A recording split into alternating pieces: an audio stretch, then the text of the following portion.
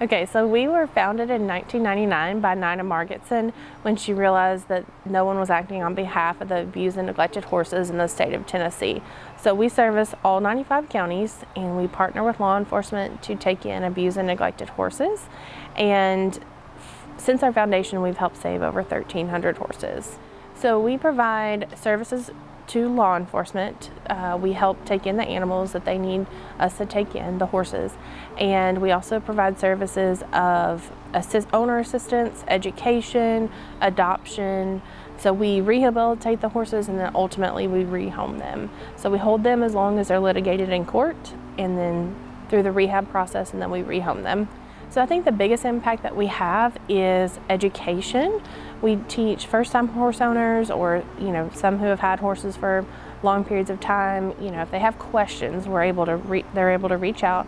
We can talk about feeding a horse, how to properly feed a horse, the care that they need, things like that. And ultimately, we want to be a voice for the horses that can't speak for themselves. So if you see a horse that's skinny and needs help, we teach people how to report those things so we can get that horse help. So I think our services have evolved greatly over the years. When we were first started in '99, Nina didn't realize how quickly things would progress. I think she was thinking it would take a few years.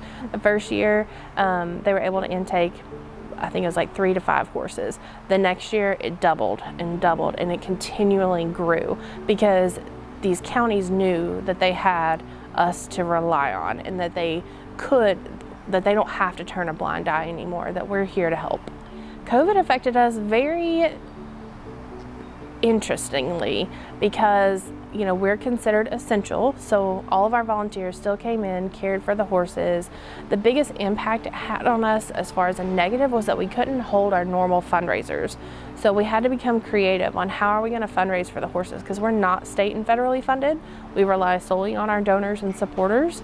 So we came up with a group called the Painting Ponies, and some of our volunteers partner with the horses and they paint on canvases. So we were able to sell those to help fundraise for something a little different. People are able to have a piece of our barn in their home, some of our horse art. But then also everybody was working from home. So they were like, I'm ready for a horse now. I'm working from home, I have the time. So it was hard to keep horses in the barn because the adoptions just blew out of the water, which was absolutely phenomenal. So it was actually quite an interesting impact on us. I do. Since we started in '99, we have constantly our numbers have grown every year for rescue intakes.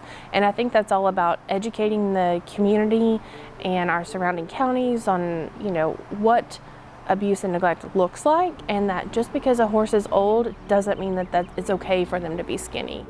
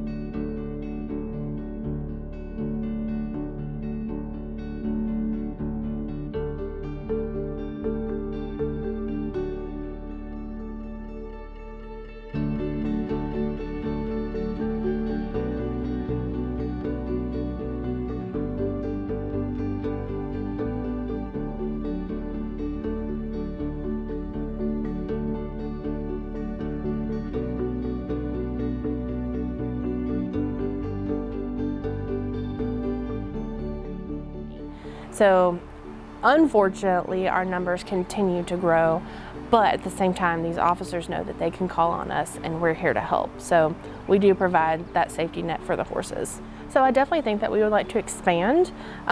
We are looking for our forever home, and once we have that, then we'll be able to offer more services, maybe a children's camp to come learn about what we do. We would love to increase our just the people aspect of it, and to get them involved with the horses, because there is some serious healing with our horses. We heal them and they also heal us. So it's a win-win for both horse and human.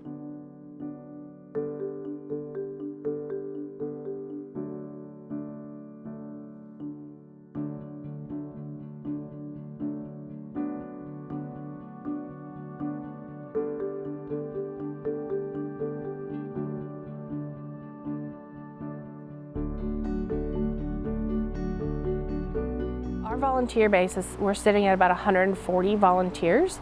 That includes our facility team, special events, our barn team members who come in and feed and care for the horses. And actually that didn't change much from COVID. So people were, like I said, working from home, and they were like, hey, I've got a little bit of free time, I can come do a shift. We did social distance and we did practice safety protocols such as that, but our volunteer base is just constantly growing. And so just because you maybe don't feel comfortable being around horses, there are other things that you can get involved with, as far as if you're great at fixing a broken door. We have our facilities team, so there's lots of different ways that you can plug in. We have fundraising committees and things like that. So there's lots of ways that if you just want to be involved, that you can get involved. So I'm the only full-time person, I'm the executive director. We have our equine manager, Madison Whidden, who's with us today, and she cares for all the horses. She's part-time, and she works on training them, the rehabilitation process. We have our office manager, and her name's Kelly Hargett, and she kind of manages all the donor side of how we operate. And we have our volunteer coordinator, and she manages our 140 volunteers, because that can get a little crazy sometimes, and making sure that we have enough volunteers per shift. We have 7 shifts a week, AM and PM, so we don't have any days off. The horses don't know it's Christmas or that it's Thanksgiving, so our amazing volunteers come in and care for the horses, even in times of, holidays and things like that. So there's so many rewarding experiences that come from not only working for Horsehaven, but also volunteering.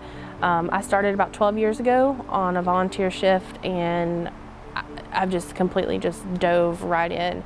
So we have a lot of rewarding experiences, as far as from the horse side, when you see a horse that can barely stand on its own, that is so emaciated and so weak, and they know you're here. When we go pick them up, they know they're getting out of that. They almost jump on the trailer, like, get me out of here. And to watch them go from absolutely nothing to being on death's doorstep to getting their personality. Each horse has such a different personality, and seeing how they react to people and to other horses. Sometimes these horses come in, they've been by themselves for years and years, and to see them interact with another horse is absolutely amazing. So there's not one particular instance that is greater than the other, because the healing that comes within the walls of this barn is something that's indescribable. We've had to lift horses with our tractor. We've got a sling system, and they can't lift themselves up sometimes. And so being there for them during the lowest moments that they have, and they know that you're there, and just seeing the light sparkle back in their eyes, it's pretty amazing. I think the biggest thing would be, if you have questions about horse ownership, give us a call. This is a big responsibility, and we're here to educate and to help. If you want to be involved, just give us a call. There's lots of ways you can dive in and to be a help to our horses. So everything is found on our website at horsehaventn.org, and we have information about our volunteer program, adoption, if you do need to surrender your horse, how to report abuse and neglect. All the facets of our organization are found on our website. You can also give us a call at 865-609-4030, and we're happy to direct you in any way.